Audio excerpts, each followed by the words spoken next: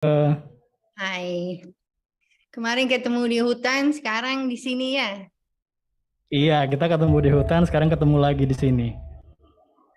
Oke, nanti Ibu Femka akan menjelaskan tentang video presentasi singkat ya, Bu ya. Ya benar, saya juga siapin PowerPoint, tapi tadi banyak poin sebenarnya sudah disampaikan oleh Dr. Luz ya, kalau kita bicarakan tentang topeng monyet, karena hari ini saya mau membagikan sedikit mengenai kampanye topeng monyet yang sudah kita mulai sejak 2009. Saya akan bagikan film pendek aja yang mempresentasikan apa yang kita lakukan selama ini untuk membantu khususnya makaka fascicularis karena statusnya sampai saat ini di Indonesia belum dilindungi, yang sangat-sangat disayangkan karena eksploitasi jenis satwa ini sangat luar biasa. Sangat-sangat luar biasa. Dan penderitaan yang kami menyaksikan bertahun-tahun itu sekali lagi itu sangat luar biasa. Jadi setelah kita dirikan Jaan ya sebagai network, makanya kita nggak dinamakan Jakarta Animal Aid, kita memang namanya Jakarta Animal Aid Network karena networking itu paling penting kalau kita mau mencapai tujuan yang besar seperti kita ingin menghentikan keberadaan topeng monyet karena ini penderitaan yang luar biasa. Nah, setelah itu kita mulai berkampanye tahun 2009, terus tahun 2014 baru ada tanggapan yang sangat positif ya dari pihak pemerintah Pemda DKI khususnya. Dan kita tidak hanya bisa, ini cuma yang saya mau sampaikan yang cukup penting, kita tidak bisa kalau melihat banyak permasalahan soal animal welfare hanya melakukan protes atau ya bersuarakan ini harus berhenti. Kita juga harus aktif untuk mencari solusi. Jadi pada saat itu kami melakukan banyak protes, lobby untuk menghentikan keberadaan topeng monyet, dan pada 2014 sudah ada larangan. Terus kita bersinergi dengan pemerintah untuk melakukan rescue, rehabilitasi, dan ada juga beberapa individu yang bisa kembali ke alam. Dan itu proses yang cukup rumit, dan saya hari ini hanya membagikan film pendek ini karena juga waktunya sangat sempit. Terima kasih semuanya, teman-teman. Kalau nggak salah, ya. Udah.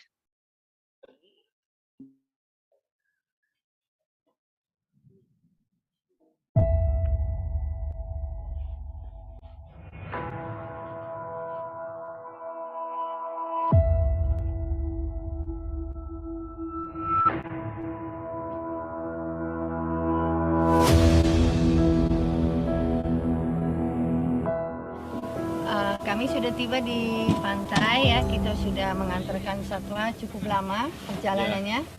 Perjalanan dari tempat rehab kita di daerah Lembang, perjalanan ke sini cukup lumayan berjam-jam, tapi SOP kita per 2 jam kita harus cek, kita kasih makan, kasih minum, biar satwa ini tetap stamina-nya ada sampai tujuan dan siap untuk dirilis. Jadi satwanya ini sudah mengikuti proses rehabilitasi yang lama juga, ada yang sampai hampir 2 tahun. Karena untuk membentuk keluarga baru itu tidak mudah, untuk menyembuhkan topeng monyet dari trauma dan masa lalu mereka itu hal yang tidak mudah, dan itu perlu tangani oleh tim yang profesional ya, termasuk medis. Jadi monyet-monyet ini sudah mengikuti fase rehabilitasi ini dan sudah bisa dikatakan siap untuk dilepaskan kembali ke alam biar mereka bisa hidup bebas di alam.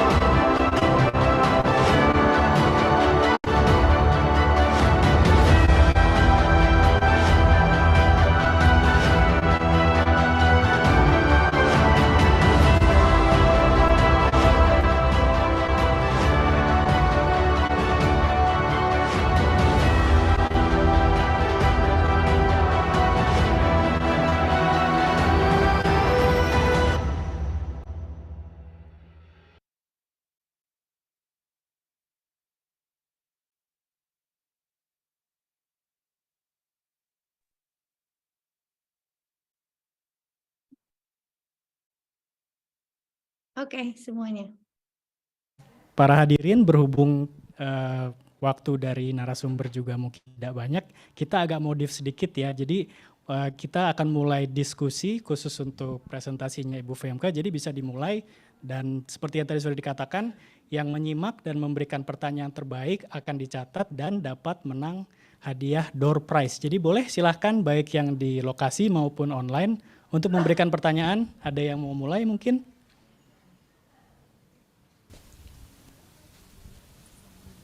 Tentang topeng monyet kepada Ibu VMK.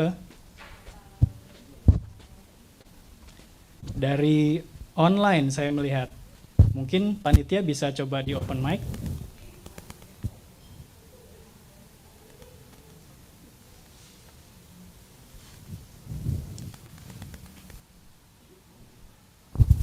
Apakah ada dari online?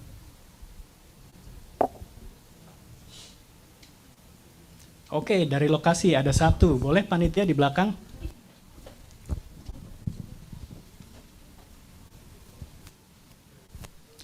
Boleh disampaikan namanya dan dari mana? Perkenalkan, saya Dr. Hewan Rajati dari Serpong.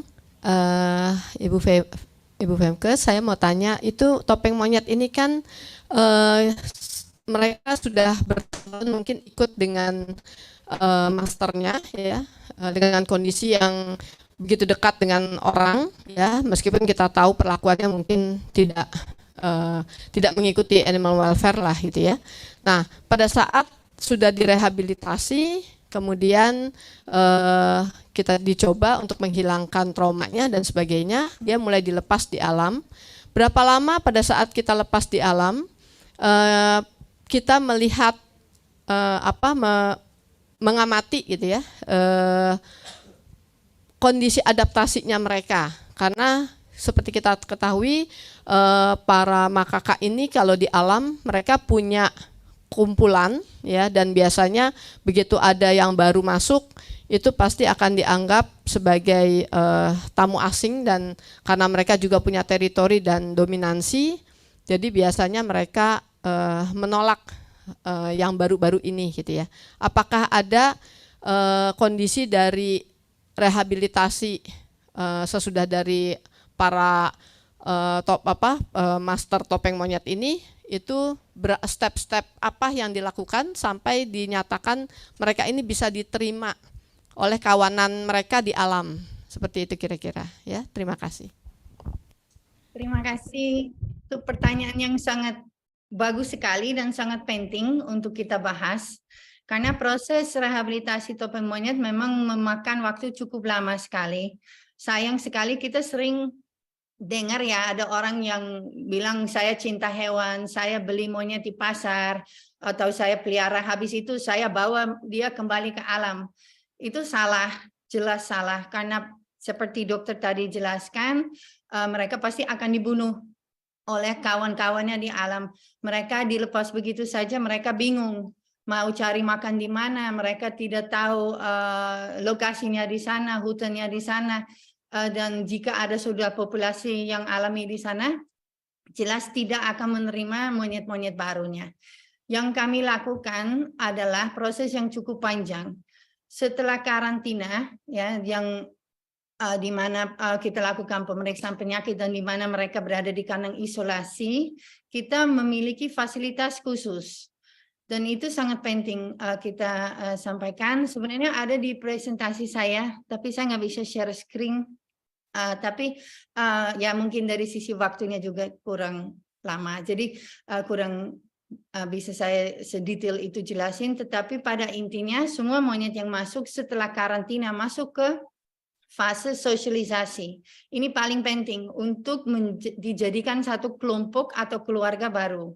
Dan ini dilakukan oleh tim, ya. Kalau tim kita sudah kerja dengan monyet ekor panjang sejak 2002, pengalamannya sudah cukup banyak untuk bisa kita membentuk kelompok, untuk kita bisa mempelajari perilakunya, karakternya monyet. Kita mulai dengan yang paling rendah, dengan yang paling kecil. Biasanya seperti itu, harus ada proses khusus untuk membentuk satu keluarga baru. Nah, setelah dijadikan satu keluarga baru, kita introduksikan pakan alami. Setelah itu kita mencari lokasi untuk pelepasan dan itu tentu tidak di daratan di mana mereka bisa berkonflik dengan monyet-monyet di alam dan juga di mana ada kegiatan manusia. Jadi kami dapat lokasi khusus yaitu pulau dengan 47 hektar luasnya, di mana kita survei dulu. Kita mencarikan lokasi yang di mana tidak dibentuk kelompok yang teritorial. Setelah itu kita membawa monyetnya ke lokasi yang sudah disurvei dan sudah di approve ya oleh tim biologi dan tim dari pemerintah. Nah, kita bawa satu keluarga. Jadi kita tidak pernah membawa satu atau dua individu. Maksudnya kita membentuk keluarga. Nah, keluarga ini akan saling melindungi. Kita membawa mereka ke kandang yang disiapkan di dalam hutan, di lokasi di mana kita lakukan pelepas liaran. Setelah itu kita mengamati mereka beberapa hari di dalam kandang biar mereka bisa adaptasi kembali. Setelah itu kita lepaskan mereka dan kita masih melakukan monitoring post release, yaitu monitoring setelah pelepasan. Tim akan standby di hutan rata-rata 2 minggu sampai 1 bulan, tergantung cuacanya dan keadaannya. Tapi selalu minimal 2 minggu untuk memastikan semua monyet setelah pelepasan tetap di dalam kelompok, tidak terpisah, dan bisa mencari makan alami. Baru kita bisa bilang ini cukup aman untuk ditinggal.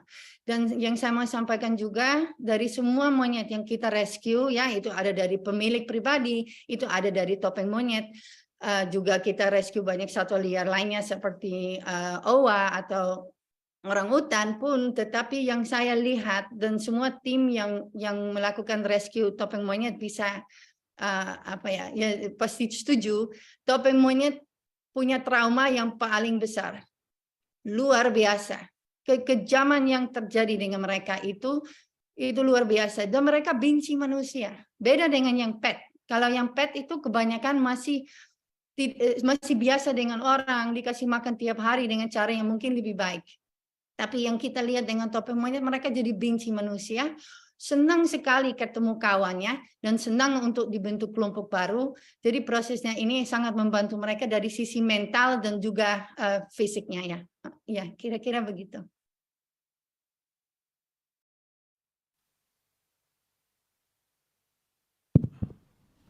Baik, mungkin kurang lebih sudah terjawab ya pertanyaannya Ibu. Baik. Oke, dengan begitu mungkin kita bisa mengakhiri sesi dari Ibu Femke. Terima kasih banyak Ibu Femke sudah hadir di sini dan memberi pernyataan juga menjawab pertanyaan. Terima kasih semuanya. Tangan boleh. Sampai ketemu lagi ya Bu Femke. Ya. Baik, berikutnya kita akan beralih kepada narasumbernya.